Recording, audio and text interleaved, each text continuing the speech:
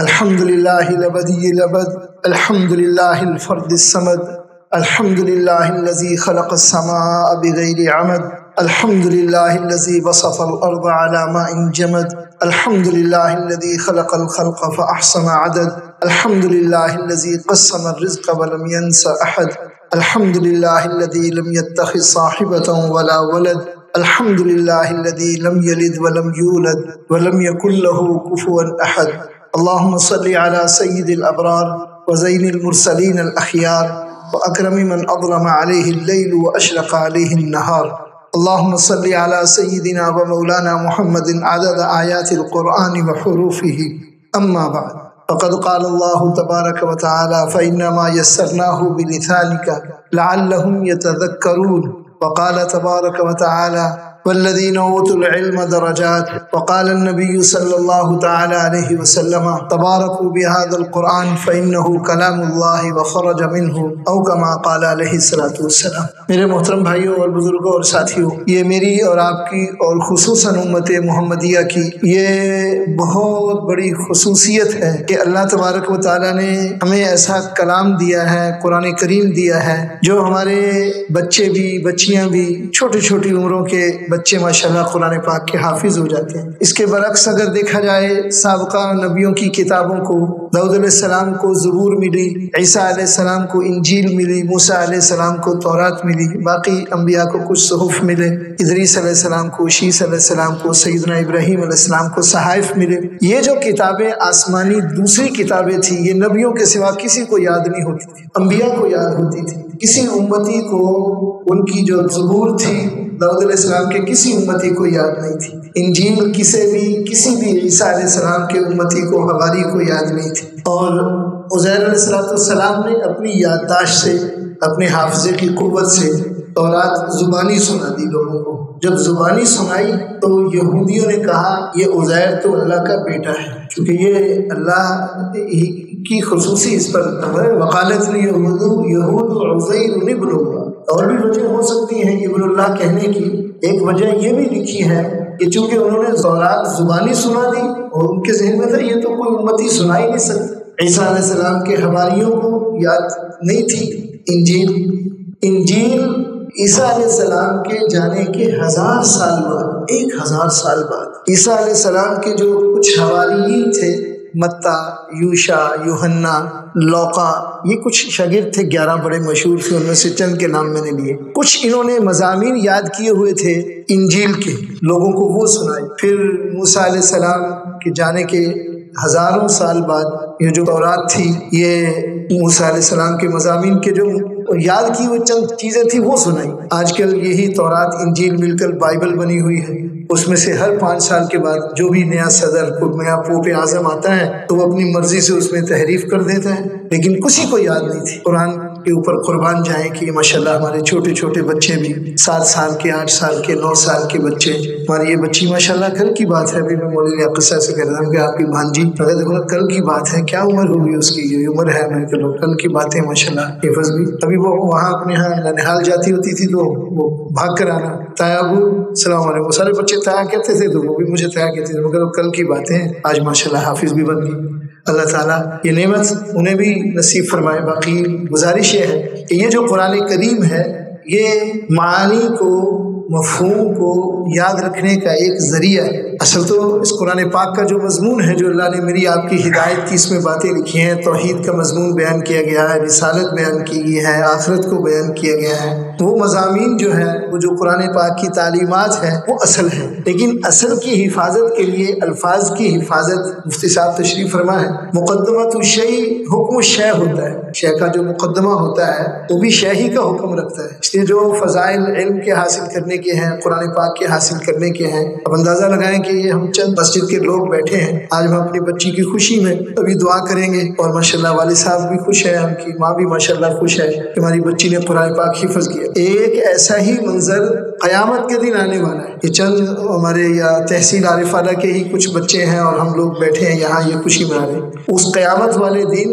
آدم علیہ السلام سے لے کے امام الانبیاء کی امتی کے آخری امتی تک کے جتنے انسان ہوں گے، اللہ سب کو محشر میں جمع کرے گا۔ محشر والے دن ساری انسانیت جمع ہوگی، انبیاء علیہ السلام اپنی کرسیوں پہ جلوہ افروز ہوں گے اور یہ اعلان ہوگا کہ فلاں بنت فلاں اس کی والدہ بھی اس کے والد بھی آ جائیں، اور اللہ تبارک و تعالیٰ اپنے دستے مبارک سے اپنے ہاتھوں سے مفتی صاحب اور ان کی اہلیہ کے سر کے اوپر تاج رکھیں گے نور کا، اور لوگ انبیاء پوچھیں گے یہ کیا کوئی نبی ہے کیا، ان کو اتنا بڑا اعزاز مل رہا ہے؟ آگے نبی نہیں ہے، یہ نبی آخر الزمان کے امتی ہیں۔ ان کی بچی نے، ان کے بچے نے قرآن حفظ کیا تھا، اللہ کا کلام اپنے سینے میں لیا تھا، آج اللہ بھی خوشی منا کے اعزاز میں آج اللہ ان کے والدین کو نور کا تاج پہنا رہے ہیں۔ اس وقت انسان خوشی کرے کاش کے یہ جو مغلیہ بادشاہ گزرے ہیں ہمارے ہندوستان میں ہیں جی، چنگیز خان کی، ہلاکو خان کی اولاد، بابر اعظم جو آیا ہے اس نے آ کر یہاں دلی میں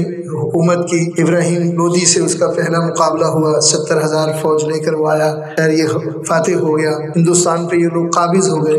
یہ جو مغلیہ خاندان کہلاتا ہے 600 سال یا 700 سال یا 800 سال انہوں نے ہندوستان پہ حکومت کی۔ جو جہانگیر رحمۃ اللہ علیہ تھے، یہ ان کے والد ان سے ناراض ہو گئے، کسی وجہ سے ناراض ہو گئے، نہیں بول رہے تھے، علماء کے پاس گئے، علماء سے کہا کہ بھی میرا باپ مجھ سے ناراض ہے، انہوں نے کہا اپنے بیٹے کو قرآن حفظ کرواؤ، پھر پورے شہر کی دعوت کرو، اپنے بابا کی بھی دعوت کر دینا تو پھر وہ راضی ہو جائیں گے۔ انہوں نے اپنے بیٹے کو قرآن حفظ کرایا، ابا کے پاس گئے کہ ابا میرے بیٹے نے قرآن حفظ کیا ہے، جیسے ماشاءاللہ مفتی صاحب نے آج ماشاءاللہ اس کا اہتمام کیا، تو انہوں نے بھی اہتمام کیا۔ والد نے کہا میں نہیں آؤں گا، اور بہت ناراض ہوں تمہارے سے، اب یہ پھر پریشان، پھر علماء کے پاس گئے، علماء نے کہا تم خود حفظ کر لو، تو جہانگیر رحمۃ اللہ علیہ نے خود حفظ کیا قرآن کریم۔ جب حفظ کیا تو اپنے بابا کو کہا کہ میں نے حفظ کیا، آج میں نے دعوت کیا ہے، ہماری دعوت میں شریک ہو۔ لکھا ہے کہ ننگے پاؤں بھاگے ہوئے آئے اور دعوت میں شریک ہو گئے، تو یہ اپنے باپ سے کہنے لگے ابا میرے بیٹے نے قرآن حفظ کیا، آئے نہیں، میں نے کیا تو بھاگے آئے۔ اب بیٹا بات ہے، صاف واضح سی بات ہے، تیرے بیٹے نے حفظ کیا، قیامت کے دن نور کا تاج تجھے پہنایا جائے گا، تیری بیوی کو پہنایا جائے گا۔ آج میرے بیٹے نے حفظ کیا ہے تو میرے بیٹے کی وجہ سے مجھے قیامت کے دن نور کا تاج پہنایا جائے گا، تو میں اپنے بیٹے کو معاف کیسے نہ کروں، تو میں کیسے خوشی نہ مناؤں؟ تو اصل میں استحضار کی بات ہے، آج ہمارے سامنے اس کا نہیں ہے، تھوڑی دیر کی بات ہے، کسی چیز کی نفی نہیں ہے، دنیا کی ڈگریوں کی نفی نہیں ہے، لیکن اتنی بات ضرور ہے کہ دنیا کی کوئی ڈگری قبر میں ساتھ نہیں جانی۔ آپ MBBS ہیں، آپ MBBS ہیں، آپ کوئی بھی ایس ہیں یا بی ہیں، آپ کوئی بھی، لیکن یہ ڈگری آپ کی قبر میں نہیں جانی، آپ کے ساتھ یہ یہی رہ جانی ہے۔ کیا جانی ہے کوئی ڈگری میں؟ کوئی آپ کی ڈگری وہاں کام آ جائے گی؟ ہے جی، ہمارے بزرگ تھے قاری ظہیر صاحب رحمۃ اللہ علیہ، مولانا الیاس صاحب رحمۃ اللہ علیہ نے ایک 1.5 سال کی جماعت بنائی، دلی سے ساہیوال تک، پشاور تک پیدل چلنی تھی، دلی اس وقت پاکستان نہیں بنا تھا، پیدل جماعت، اس کے امیر تھے قاری ظہیر صاحب رحمۃ اللہ علیہ۔ مجھے رائے گڑھ میں پڑھنے کے زمانے ان کی 1 سال خدمت کا موقع بھی ملا۔ بیانات میں کہا کرتے تھے ایک صاحب کوئی پنجاب کا چودھری ریل میں سفر کر رہا تھا، وہ ٹکٹ کلیکٹر صاحب آئے اور آ کر ان سے کہنے لگے صاحب ٹکٹ دو، تو آگے سے کیا کہنا کہ مجھے جانتے ہو میں چودھری ہوں اپنے گاؤں کا، یہ جو میں نے خصہ پہنا ہوا ہے نا یہ میرا خصہ 5,000 روپے کا ہے، اور یہ جو میں نے اچکن پہنی ہوئی ہے 10,000 روپے کی ہے، اور میری گھڑی 50,000 روپے کی ہے، اور میں گاؤں کا چودھری ہوں۔ تو وہ ٹکٹ کلیکٹر کہتا ہے صاحب آپ کی گھڑی آپ کو مبارک، آپ کی ٹوپی آپ کو مبارک، آپ کی اچکن آپ کو مبارک، خصہ مبارک، مجھے تو کراچی سے لے کے لاہور تک کی ٹکٹ دکھاؤ، ہے یا نہیں؟ یہ ٹکٹ دکھاؤ، ٹکٹ ہے تو فبیہا، نہیں تو آپ کو اتنا جرمانہ ہے، نیچے اتریے گا۔ ٹکٹ کلیکٹر صاحب یہ کہیں گے، خبر میں صاحب کوئی کہے میں ملک کا وزیر اعظم تھا، میں بہت بڑا ڈاکٹر تھا، میں انجینئر تھا، میں نے یہ کیا ہوا تھا، تو فرشتہ کیا کہے گا؟ عزیز چھوڑیے ان باتوں کو، مجھے میرے ان سوالوں کا جواب دیجیے گا، من ربو کا، من نبیو کا، ما دینو کا، یہ بتاؤ مجھے، اس کا جواب دیجیے، ہے تو ٹھیک ہے تو کان پکڑو، کان پکڑوائے گا فرشتہ، یہ ہوگا وہاں۔ لیکن جو حافظ قرآن ہے، یہ جو حفظ قرآن کی ڈگری ساتھ لے کے جائے، جو ڈگری اس کے پاس ہے، یہ ڈگری قرآن میں قبر میں بھی ساتھ جائے، یہ والی ڈگری قبر میں ساتھ جائے گی، یہ والی جو ڈگری ہے نا جی قرآن پاک کے حفظ کی ڈگری، یہ والی ڈگری قبر میں جائے گی۔ عالم ہونے والی ڈگری، ایک صاحب عالم ہے، یہ عالم ہونے والی ڈگری قبر میں بھی ساتھ جائے گی، یہ ڈگریاں ساتھ جائیں گی۔ یاتی القرآن فی صورت حسنۃ جمیلۃ، میں اپنے آپ سے نہیں کہہ رہا ہوں، حدیث ہے، جب انسان مر جاتا ہے تو یہ قرآن بڑی خوبصورت شکل میں قبر میں ساتھ آتا ہے، قبر میں آتا ہے، وہ فرشتے آتے ہیں منکر نکیر آ کر کہتے ہیں دور ہو، دور ہو، کون ہو تم؟ کہتے ہیں افعلا ما امرتم، جو تمہیں حکم ہے تم کرو، میں اس سے جدا نہیں ہوں گا جب تک کہ اسے جنت میں داخل نہ کریں۔ وہ منکر نکیر سوال کرتے ہیں، یہ قرآن ان کے سوالوں کا جواب دیتے ہیں۔ تو کون سی ڈگری کام آئی بھائی؟ یہ ڈگری کام آئی ہے جس کو ہم ایسے ہی سمجھتے ہیں جی میں جی قرآن پڑھتا ہوں، یہ میں کرتا ہوں، ساتھ شرمندگی سے ہاتھ بھی ملتے ہیں اور شرمندگی سے بتاتے ہوئے بھی شرم آتی ہے کہ میں مدرسے میں پڑھ رہا ہوں۔ ابے میرے محترم بھائیو، ہمیں جو ملنے والا ہے نا اس کا تو کوئی تصور ہی نہیں کر سکتا۔ یہ جو دنیا ہے، یہ جو دنیا ہے، اس میں تو ہمیں جھونگا ملتا ہے، ہمارے استاد تھے مفتی عبدالستار صاحب رحمۃ اللہ علیہ، جامعہ خیر المدارس کے رئیس المفتیین مفتی عبدالستار صاحب رحمۃ اللہ علیہ. میں نے ان سے مسلم شریف پڑھی ہے، تو گجر برادری سے ان کا تعلق تھا، تو ان کے جتنے بھی ہم زلف تھے، کوئی بڑا افسر تھا، کوئی ایک تھا، کہتے ہیں ایک دن فیصل آباد اکٹھے ہو گئے تو سارے میرے ہم زلفوں کو اندازہ تھا کہ میری تنخواہ اس وقت 250 روپے تھی. کتنی تھی بھائی؟ 250 روپے تنخواہ تھی. تو سب کہنے لگے آج مفتی صاحب کو تھوڑا سا شرمندہ کرتے ہیں سب کے ساتھ. تو ایک سے پوچھا علی چودھری ارشاد صاحب تھوڑی کنی؟ انہوں نے کہا جی میری 15,000 روپے تنخواہ نال بنگلہ بھی ملیا ہوا، ساری سہولتیں میری موجود. اچھا چودھری اقبال صاحب تھوڑی کنی تنخواہ؟ انہوں نے کہا جی میری 20,000 روپے تنخواہ تے ٹی ایم ای ملا ملو کے 25-30,000 بن جاتا تے سال بنگلے دے رنگ واسطے بھی پیسے مل جاتے ہیں. مطلب کہ سب نے اپنی اپنی سنائی. حاجی مفتی جی آپ سنائیے کتنے؟ سب کو پتا تھا 250. 20,000 کے مقابلے میں 250 کیا ہوتی؟ حاجی مفتی جی آپ بتائیے آپ کی کیا؟ کہتے میری تنخواہ یہ ہے کہ اللہ تبارک و تعالیٰ مجھے مرنے کے بعد ایک ایسا محل دیں گے جس کی سونے کی اینٹیں ہوں گی، چاندی کی اینٹیں ہوں گی، مشک عنبر زعفران کا گارا لگا ہوا ہوگا اس کے اوپر. اللہ مجھے اڑنے والا ایک گھوڑا دیں گے، ایک چھڑی دیں گے جس پر بیٹھ کر میں پوری جنت کی سیر کروں گا. نہ پیٹرول ڈیزل کا چکر، نہ ٹریفک پولیس والوں کا ڈر، نہ کوئی اور ڈر، نہ اس کے انجن کے خراب ہونے کا، نہ ٹیوننگ کا مسئلہ ہے جی. جو چاہوں گا وہ کچھ مجھے ملے گا. خیر جنت کو انہوں نے کھول کر بیان کیا، فرمایا یہ تو میری ہے تنخواہ. دنیا میں ہمیں جھونگا ملتا ہے. کیا ملتا ہے؟ جھونگا ملتا ہے. یہ پرانے زمانے میں ہم چھوٹے چھوٹے ہوتے تھے، مجھے تو یاد ہے اچھی طرح. وہ جانا ہے دکان سے سودا لینے تو اس نے چھوٹا سا مرونڈا دے دینا یا وہ ایک ٹافی سی ہوتی تھی آنے کی ملتی تھی. اس کا مطلب یہ ہوتا تھا کہ آدھا میرے پاس ہی آ کر تم نے دینا ہے. یہ دنیا میں تو ہمیں جھونگا مل رہا ہے. کیا مل رہا ہے؟ جھونگا مل رہا ہے. تنخواہ تو ہمیں ملے گی آخرت میں، ہماری تنخواہ کا کوئی مقابلہ نہیں کر سکتا. اس لیے میرے محترم بھائیوں، اللہ تعالیٰ مجھے اور آپ کو اس کی سمجھ عطا فرمائے. جو دینی تعلیم ہے اس سے اچھا معاشرہ وجود میں آتا ہے. انسانیت کو انسانیت کا پتہ چلتا ہے کہ انسانیت ہے کیا. یہ جو ہم ادھر ادھر فنون کی طرف بھاگ رہے ہیں اور اسی کو اصل سمجھ رہے ہیں، میں نفی نہیں کر رہا ہوں ان کی، ٹھیک ہے، اس کے ساتھ انسان بننا ضروری ہے. اور جو انسان بنانے والی تعلیم ہے وہ تعلیم ہے جو امام الانبیاء دنیا میں لے کر آپ صلی اللہ علیہ وسلم کے آنے سے پہلے لڑائی جھگڑے دنگے فساد تھے اور کیا کچھ نہیں تھا. دنیا کی ہر برائی موجود تھی، لیکن محدثین اس کو یہ نہیں کہتے شراب خوری کا دور، ڈکیتی کا دور، چوری کا دور، زنا کا دور، یہ نہیں کہتے. کہتے جہالت کا دور. کیا کہتے ہیں؟ معلوم ہوا ساری برائیوں کے مجموعے کو جہالت کہتے ہیں. امام الانبیاء تشریف لاتے ہیں، سب سے پہلی وحی جو آپ کو ملتی ہے وہ اقرا بسم ربک الذی خلق. ہمارے ایک استاد دورے کے تھے، وہ فرما رہے تھے اقرا کا معنی ہے علم. یہ مفتی محمد حنیف جالندری رحمۃ اللہ علیہ دامت برکاتہ، یہ جو خیر مدارس کے محتمم ہیں، ایک دفعہ ان کے یہاں جمعہ پڑھنے کا اتفاق ہوا. انہوں نے جمعے میں یہ بیان فرمایا اقرا کا معنی علم بسم ربک الذی خلق. چونکہ اگر اقرا کا معنی قرأ یقرأ قرات ہے، پڑھنا ہے، تو آپ کا جواب ہے ما انا بقاری. میں تو قاری نہیں ہوں. تکلیف مالا یطاق ہوگا، پھر تکلیف مالا یطاق ہے، آپ تو پڑھے ہوئے نہیں، پھر آپ کو اقرا کہنا ہے. علم بسم ربک الذی خلق. آپ جانیے گا، علم حاصل کریے گا اس رب کے علم کا. تو علم کی آیت اترتی ہے سب سے پہلی. اسی کو کسی شاعر نے کہا نا، اتر کر ہرا سے سوئے قوم آیا، وہ ایک نسخہ کیمیا ساتھ لایا. اتر کر ہرا سے سوئے قوم آیا، وہ ایک نسخہ کیمیا ساتھ لایا. جی بھائی میری آپ سے گزارش ہے کہ جو اولاد کی حقوق ماں باپ کے ذمے بنتے ہیں، ان حقوق میں پہلا حق یہ ہے کہ والد اپنے بچے کو کلمہ سکھائے. کیا سکھائے؟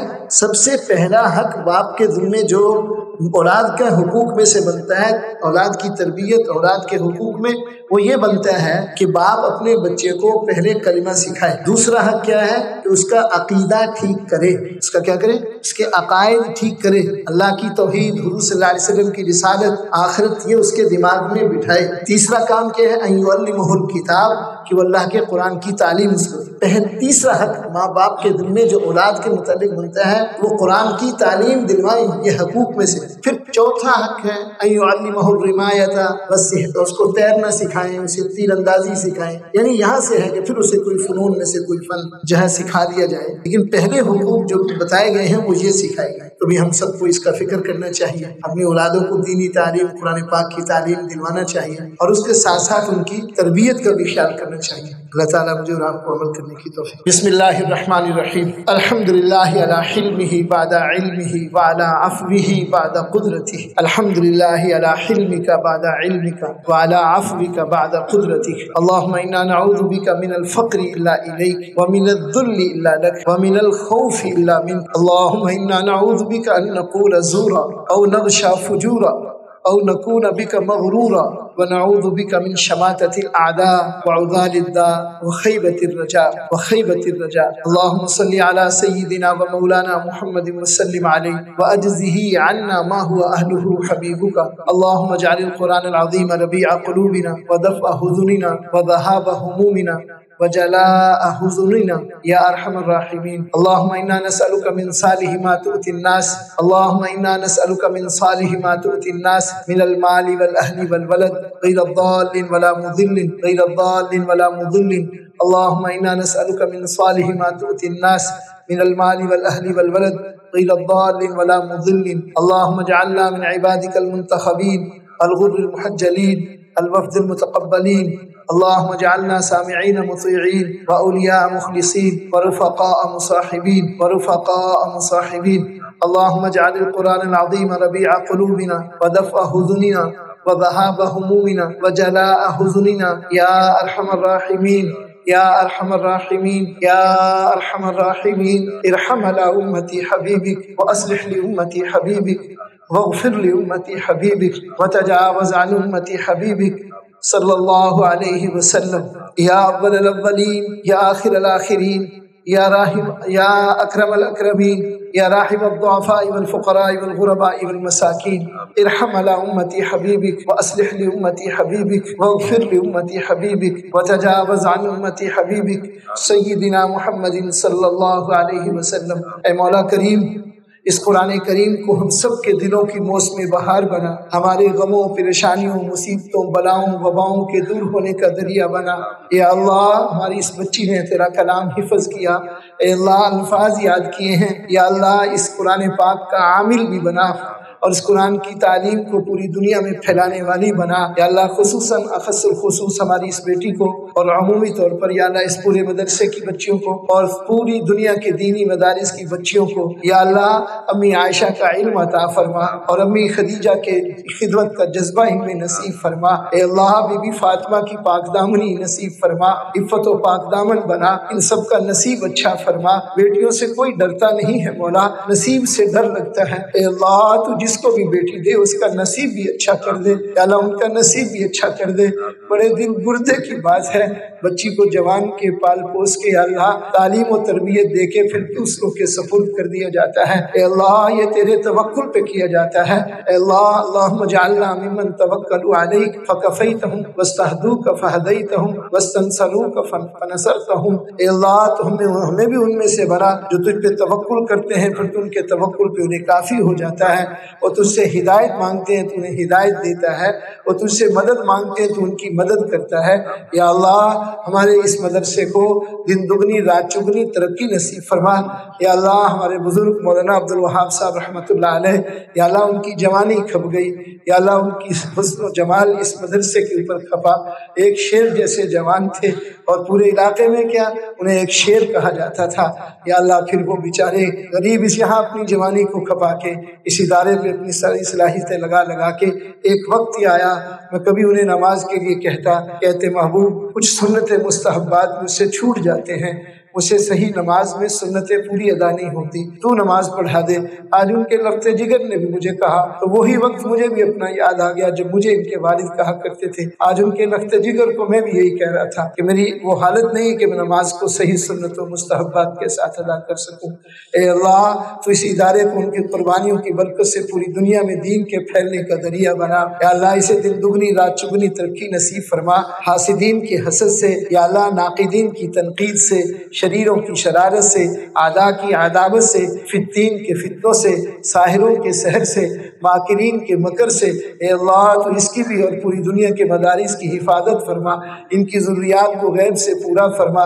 جن معلمہ نے ہماری بچی کو قرآن پاک حفظ کروایا انہیں بھی بہت بہت جزائے خیر عطا فرما۔ یا اللہ ہماری اس بچی کا بھی نصیب اچھا فرما، یا اللہ جو مانگا ہے وہ بھی عطا فرما۔ حاضرین مجلس میں جن کے ہاتھ اٹھے ہوئے ہیں ان کی بھی جو نیک تمنائیں دعائیں ہیں اللہ انہیں بھی پورا فرما۔ ان کی بھی ضروریات کو غیب سے پورا فرما، ان کے بھی مسائل کو حل فرما یا اللہ۔ پوری دنیا کے مدرسوں مسجدوں کی ضروریات کو غیب سے پورا فرما، علماء ربانیین راسخین فی العلم، علم عمل والے، تقوی طہارت والے علماء پیدا فرما، علم کی، عمل کی، تقوی کی، طہارت کی فضا کو زندہ فرما، ہمیں ذریعہ و سبب کے طور پہ قبول فرما۔ اللہم انا نسألک من خیر ما سألک منہ عبدک ونبیک محمد صلی اللہ علیہ وسلم، ونعوذ بک من شر ما استعاذک منہ عبدک ونبیک محمد صلی اللہ علیہ وسلم۔